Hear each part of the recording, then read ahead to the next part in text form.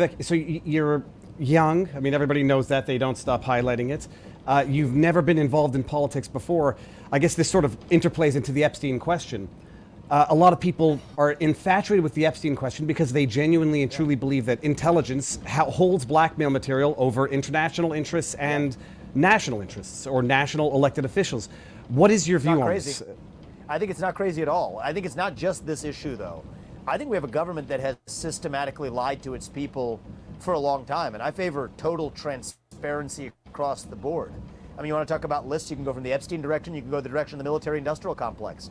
I want to know Nikki Haley's list of who are military contracting firms' clients when you have one of the most vocal advocates of the war in Ukraine.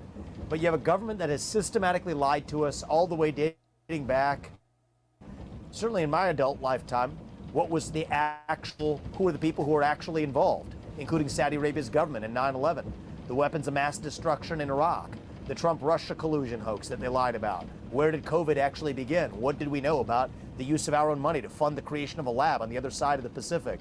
You know, what do we actually know? What's the truth of what happened with Jeffrey Epstein? Do I think we've been told the truth?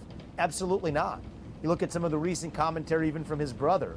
Does the fact that they looked at the outside cameras but not what happened inside the jail that day actually make sense to anybody? Of course it doesn't. And so the basic truth is our government has systematically lied to its people. In many cases, this is funded actual interests. Hunter Biden gets a $5 million bribe from Ukraine. It's not an accident that we're giving $200 billion of money to that same country. Reason to think it's crazy could happen with respect to the kinds of circles that Jeffrey Epstein has been running in. People will call me conspiracy theorist or whatever from the mainstream media. I'm not. I'm driven by facts. But the first point is, give me the facts. And if the government's hiding the facts, then it's good to expect that where there is smoke, there's a good likelihood of being fire. Well, Vivek, the issue is this, and I've been thinking about this a lot since the Epstein document dump, like, especially with, ties of Ehud Barak to Epstein. Yeah. If it turned out that the truth would actually be destabilizing for the U.S. as a national, international superpower, I like to think people can deal with that power, that information, but what if they can't? Like, what if it actually turns out that half of our international policy, or a meaningful portion, has been dictated and governed by blackmail? I think we deserve to know, is the answer. In the short run, that could be painful. But the question is, if you're just playing for the short run, you will never have a long run as a nation. This is the argument that they make basically with respect to talking about it's a different case in a different circumstance, but about Saudi Arabia's involvement in 9/11. For years, they said Omar al-Bayoumi, the guy who received the terrorists at LAX airport, helped them open bank accounts, was a 42-year-old graduate student that just met them on accident.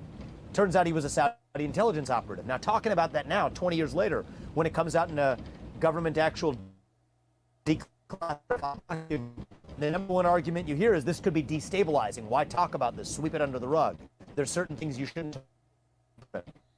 An issue could fit that very same description. There's certainly enough smoke to believe there could be real fire here. If we're thinking about tomorrow, could this be destabilizing and even in the short run, maybe have some costs, even for the United States of America? Yes, I think that's a possibility. Same thing with respect to the truth of what happened on January 6th. You could say the same thing. But in the long run, the right answer is always to stand for truth. And I think that history teaches us that. World history teaches us that. Our country's history teaches us that. And I think once we start compromising on that, then the question is, whose judgment is it as to what's destabilizing or not? It's going to be somebody whose self-interest it is to say that it's destabilizing to actually advance their own goals. That's what's happened for the last 30 years in this country. And that would change on my watch. And if people find that frightening, then don't vote for me.